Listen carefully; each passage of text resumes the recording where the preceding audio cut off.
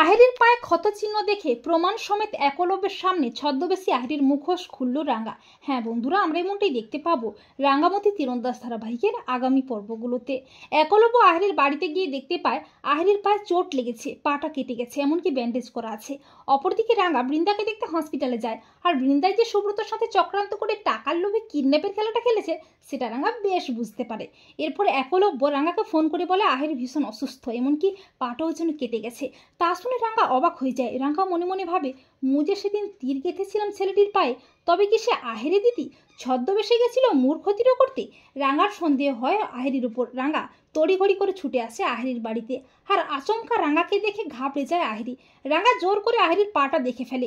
রাঙ্গা বেশ বুঝতে পারে আহিরি ছদ্মবেশে বারবার তার ক্ষতি করতে চাইছে। রাঙ্গা যায় আহিরির ঘরে প্রমাণ খুঁজতে, কিন্তু কিছুই পায় না। তবে রাঙ্গার কাছে সবটা পরিষ্কার হয়ে যায়।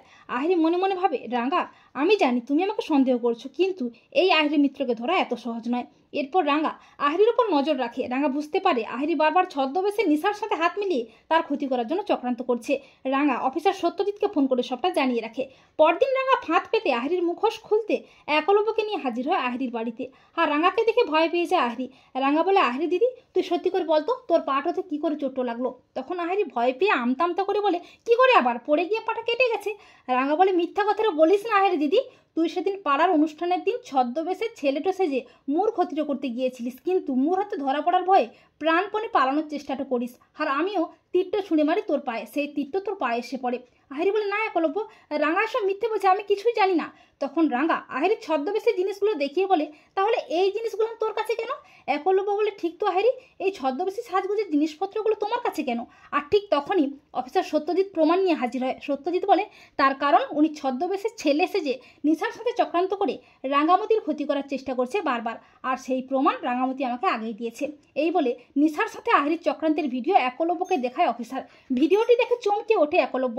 একলব্য বলে, তুমিই সেই গোপন শত্রু যে রাঙ্গামতিকে মেরে ফেলার চেষ্টা করছে বারবার? ছি আহিরি, ছি। আহিরি নিজেকে বাঁচাতে মিথ্যে নাটক করতে থাকে। তখন একলব্য আহিরিকে একটা ঠাঁটিয়ে চড়কষিয়ে বলে, তোমার মতো ক্রিমিনালের মুখও আমি দেখতে চাই না। একলব্য বলে, অফিসার ওকে ওর উপযুক্ত জায়গায় নিয়ে যান। এরপর প্রমাণ সমেত পুলিশ আহিরিকে অ্যারেস্ট করে। তো বন্ধুরা, তোমরা এটাই চাও তো যে আহিরির পায়ে ক্ষতচিহ্ন দেখে প্রমাণ সমেত একলব্যের সামনে যেন ছদ্মবেশী আহিরির মুখোশ খুলে রাঙ্গা? কমেন্ট করে এক্ষুনি জানিয়ে দাও তোমাদের মতামতটি।